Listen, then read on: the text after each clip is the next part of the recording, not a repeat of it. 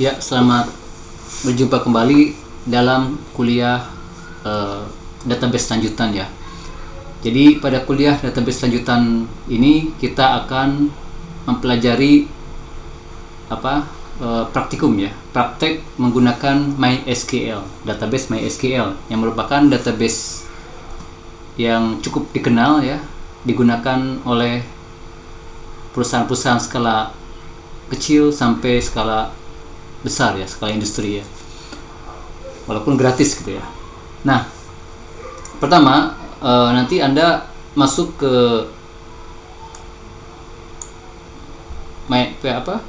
PHP MyAdmin ini melalui alamat website berikut ini ya. Nanti di sini ada MySQL, klik aja MySQL, kemudian Anda masuk di sini dengan username dan password yang sudah saya sediakan ya. Masing-masing dari kalian sudah saya sediakan ya untuk username dan passwordnya. Kemudian klik tombol go. Kalau benar username dan passwordnya, maka akan masuk ke tampilan UI atau user interface seperti ini. Nah, di sini untuk pertama kali ini Anda direkomendasikan ya, saya rekomendasikan untuk segera mengganti password yang sudah tersedia tadi ya. Jadi ini di sini ada change password ya. Masukkan password baru yang mudah Anda hafal dan tidak mudah ditiru oleh orang lain ya, seperti itu. Nanti passwordnya kalau takut lupa ya dibuat catatan sendiri ya, masing-masing ya, bisa di HP atau di cloud atau di notebooknya seperti itu ya. Ini kita ganti dengan password baru, bebas ya, seperti itu. Kemudian klik go. Nah, otomatis di sini tertulis profile has been updated ya. Jadi passwordnya sudah diganti gitu ya. Kita coba log out ya. Ini log out. Kemudian kita coba login kembali ya. Nah, kalau kita coba pakai password kalian yang lama ya, password kalian yang lama, kalau kita coba di sini tentunya sudah tidak masuk lagi, bisa masuk lagi ya, karena sudah diganti tadi ya. Jadi kalian harus masuk dengan password yang tadi yang kalian sudah ganti. Nah, dengan password baru kalian sudah masuk kembali ke sini ya. Nah, di sini kita bisa lihat sekarang posisi ada di mana. Kalau namanya file explorer ya, kalau di Windows tuh ini kita berada di localhost ya. Ini di rootnya ya, bagian paling tinggi ya, level filenya ya. Di sini ini adalah database kalian ya, masing-masing tersedia satu database untuk dipergunakan pada kuliah kali ini. Kemudian di atasnya ada database information schema ya. Ini diabaikan saja ya. Kemudian di sini terlihat ada database gitu ya. Kemudian SQL. Kita akan kasih contoh bagaimana menggunakan SQL ini ya. Nah, untuk menggunakan SQL ini contoh ya. Klik SQL, kemudian di sini kita coba create table ya. Kita coba create table. Di sini adalah membuat tabel ya, tabel dengan nama persons. Ini nama bisa diganti ya, misalnya ya ini tidak perlu bahasa Inggris ya, kalau tabel orang gitu ya misalnya ya. Maka nanti akan setelah ini kita untuk menjalankan menggunakan tombol go yang berada di kanan bawah ya. Kita klik go. Error ya. Ini kita bisa lihat di sini ada error.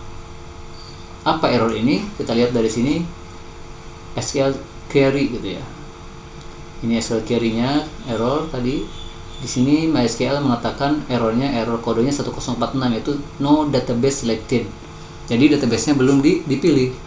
Nah, kita bisa lihat di sini kita berada dalam database, tapi kita berada di root localhost. Oleh karena itu, kita copy ini ya. Oleh karena itu kita select dulu database-nya. Ya, ini kita select database-nya. Lihat. Nah, Setelah di select database, kita lihat kita sedang berada di dalam database-nya. Nah, setelah berada di dalam database ini, kita kembali coba untuk SQL-nya. Ya, kita jalankan kembali.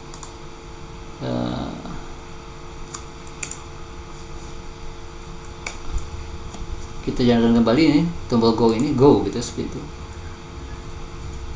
Oh, masih error ya. You have an error in SQL syntax. Check the manual requirement. Ini masih ada. Oh, ini ada kesalahan ya. Tadi kurang titik koma ini. Berarti. Jadi kita coba kembali. Ini tambahin titik koma. Ya.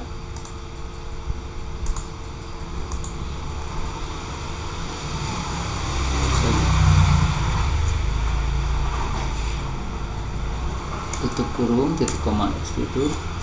Kita coba go lagi, maka ini berhasil ya.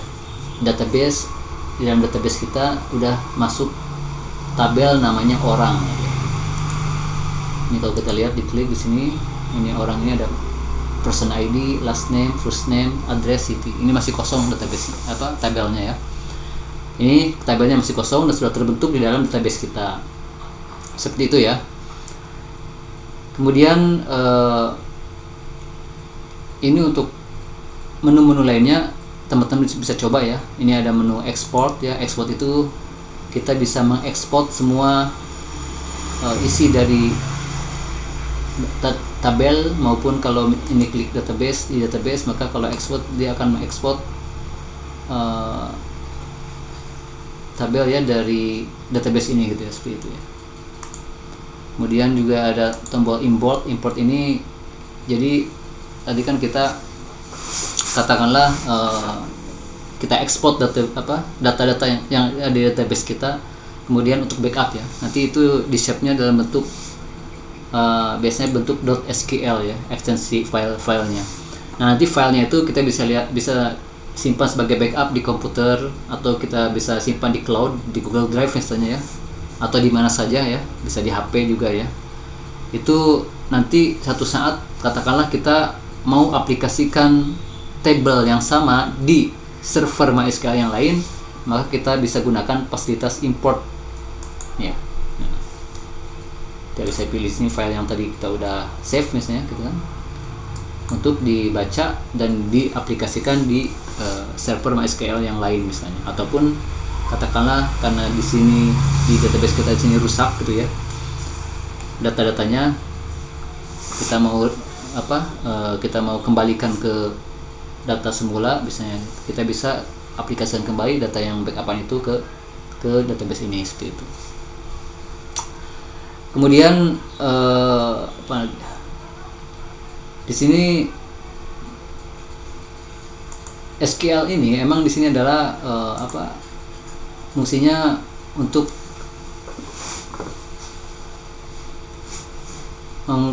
namanya query language. Jadi memang ini bahasa pemrograman untuk si SQL ini. Oh ya, ini PHP MyAdmin itu apa sih gitu ya? PHP MyAdmin ini adalah user interface ya. Jadi yang emang dia juga gratisan ya, standar GNU.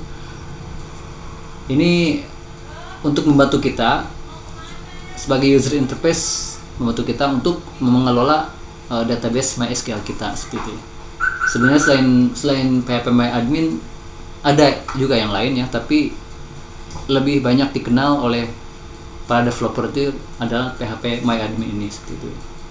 Ini contoh kita, jangan lupa ya, karena kita bekerja di database, dalam database ini kita mau menghapus tabel orang contoh ini ya.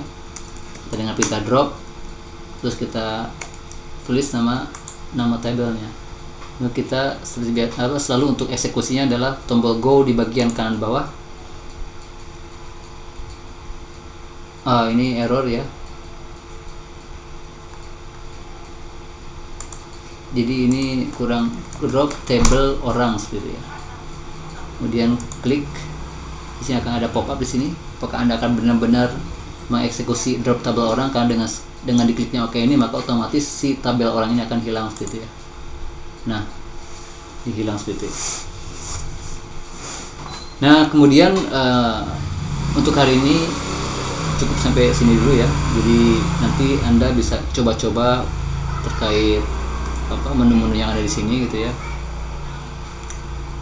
Ada desainer sebagainya ya.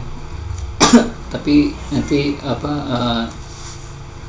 untuk tugas-tugas dan sebagainya tentunya kita akan dari dasar-dasar ya, dari dasar, tidak sampai tas-tas yang rumit ya, tapi hanya akan kita pelajari yang dasar-dasar saja ya. Nah, jangan lupa kalau setelah selesai melakukan tugas baik di database ini, untuk log out gitu ya. Ya. Demikian pertemuan kali ini ya. Terima kasih dan sampai jumpa di pertemuan selanjutnya.